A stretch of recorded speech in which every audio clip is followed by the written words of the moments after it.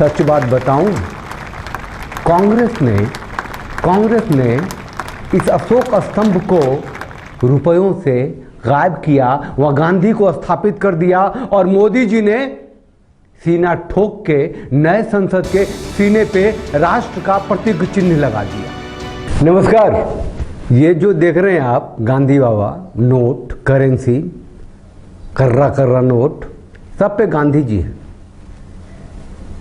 जो 90 के दशक में पैदा हुए होंगे उन्हें तो पता भी नहीं होगा कि रुपयों पे जो गांधी बाबा हैं वो कब से हैं। आजकल जो विवाद का विषय हो गया है, जो नए संसद भवन पर प्रतीक चिन्ह अशोक का स्तंभ जो लगा है, तो लोग इनकलाब जिंदाबाद किए हुए हैं, जो कांग्रेसी हैं, जो वामपंथी हैं, जो लिबरल को खुद को कहते हैं, जो टीएमसी वाले हैं, जो वैसी है, सब चिल्ला रहा है। सच बात बताऊं, कांग्रेस ने इस अशोक स्तंभ को रुपयों से गायब किया, वह गांधी को स्थापित कर दिया और मोदी जी ने सीना ठोक के नए संसद के सीने पे राष्ट्र का प्रतीक चिन्ह लगा दिया। कहानी सुनाता हूं आपको, सुनिए। ये जो भारतीय रुपए हैं, जो सिक्के थे, सब पे पहले ये अशोक स्तंभ ही हुआ करता था। भैया इस पे धीरे से गांधी जी कैसे घुस गए? क्यों घुस गए? कब घुस गए? क्या कारण था गांधी जी को रुपयों पे लाने के पीछे? इसका कोई विरोध भी हुआ था क्या? 30 दिसंबर 1947, मतलब 15 अगस्त को देश आजाद हुआ, और 30 दिसंबर को जबकि संविधान लिखी जा रही थी, ये फैसला हुआ कि ये जो सारनाथ का लॉयन कैपिटल है, ये जो अशोका द ग्रेट का जो ये स्तंभ है, जिसमें कि 4 शेर हैं, 3 दिखाई देते हैं, धर्म चक्र जो है, धम्म चक्र है, जिसमें हाथी हैं, जिसमें शेर हैं, जिसमें बैल हैं, जिसमें घंटियां हैं, उसे राष्ट्रीय प्रतीक चिन्ह के रूप में अपनाया जाए। 26 जनवरी 1950 को यही अशोक स्तंभ राष्ट्रीय प्रतीक चिन्ह के रूप में अपना लिया गया। सत्यमेव जयते जिस पे लिखा हुआ होता है।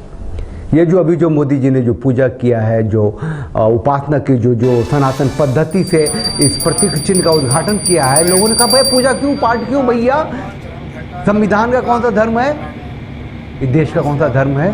संसद का कौन सा धर्म है? ये तो सेकुलर है। ये जो नामुराद लोग हैं, वामपंथी हैं, ये जो कांग्रेसी हैं, सबको पता है, बखूबी पता है, ये सनातनियों का देश है। सत्यमेव जयते प्रतीक चिन्ह पे लिखा हुआ है।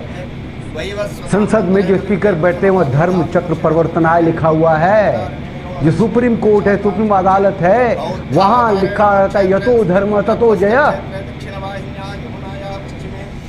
संविधान के मुख्य पृष्ठ पर राम दरबार की तस्वीर हुआ करती थी, जो ओरिजिनल संविधान था। तो ये हिंदू रीति रिवाज, संस्कृति, सभ्यता, परंपरा का देश है भारत, और उसका नया संसद भवन बन रहा है, तो वहाँ पूजा नहीं होगा तो और क्या होगा? और हाँ, मुद्दे पे आते हैं कि इन कांग्रेसियों ने रुपयों से इस अशोक स्तंभ को क्यों गायब करके गांधी को रिप्लेस कर दिया? क्या कारण था भाई? क्यों किया ऐसा? दरअसल श्यामा प्रसाद मुखर्जी जनसंघ 1951 में उन्होंने बनाया था, और जाहिर है कि भाजपा वाले उन्हें अपना परम आदरणीय सर्जक, पूर्वज, राजनीतिक योद्धा सब कुछ मानते हैं। श्यामा प्रसाद मुखर्जी ने एक देश, एक संविधान, एक विधान का नारा दिया था और उनकी हत्या कर दी गई थी।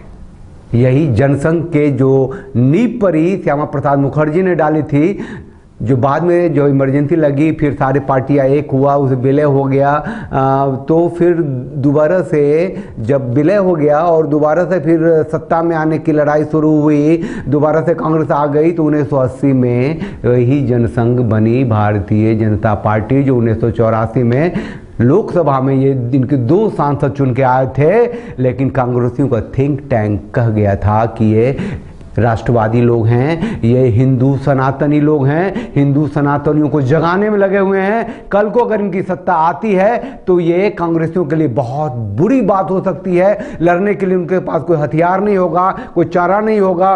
और ये अशोक स्तंभ जो है वो राष्ट्रीयता का प्रतीक है। कुछ करो बस। 1986-87 में शायद पहली बार जो 500 का नोट आया था उस पर गांधी जी का वाटर मार्क आया था। और 1996 के बाद से जितने भी रुपए छपे सब के सब गांधी जी वाले छपे। गांधी सीरीज छपनी शुरू हो गई।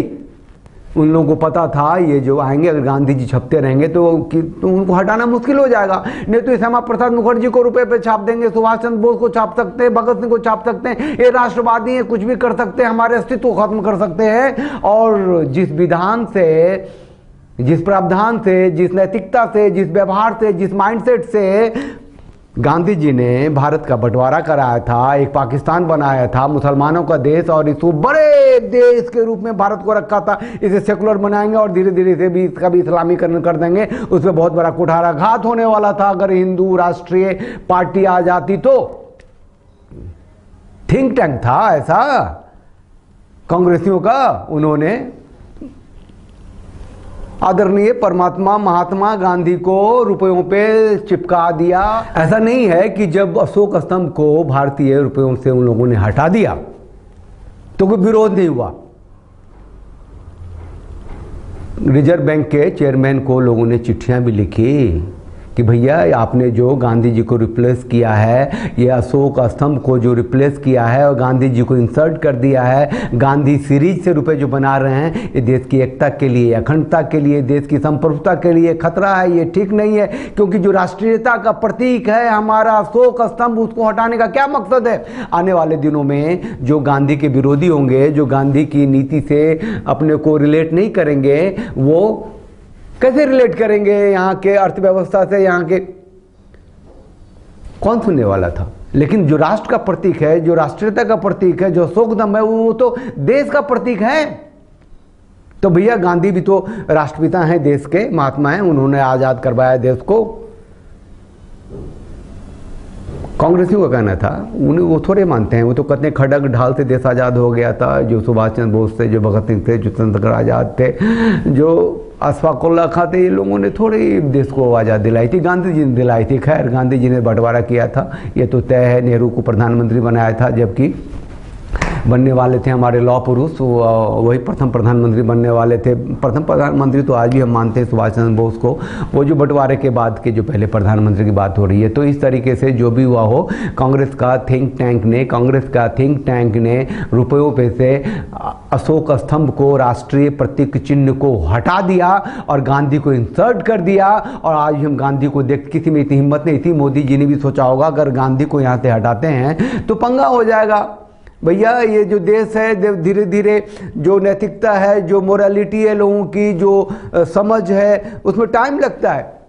ये 70-75 सालों से जो ठूसा गया है, इंजेक्ट किया गया है कि गांधी जी ने देश को आज़ाद कराया, वो राष्ट्रपिता हैं, वो रातों रात हटने वाली नहीं है। अब लोग समझ रहे हैं अब कि वो जो फ्रीडम जो हुआ था, आज़ाद हुआ था, तो उसमें जो हॉरर हुए थे बंटवारे का, पार्टीशन रिमेम्बरेंस हॉरर डे भी हम लोग मनाने लगे हैं। तो फिर कांग्रेस ने हटाया रुपयों पे से अशोक स्तंभ को, राष्ट्रीय प्रतीक चिन्ह को, और मोदी जी ने उसे नए संसद के सीने पे लगा दिया, कई गुना बड़ा करके।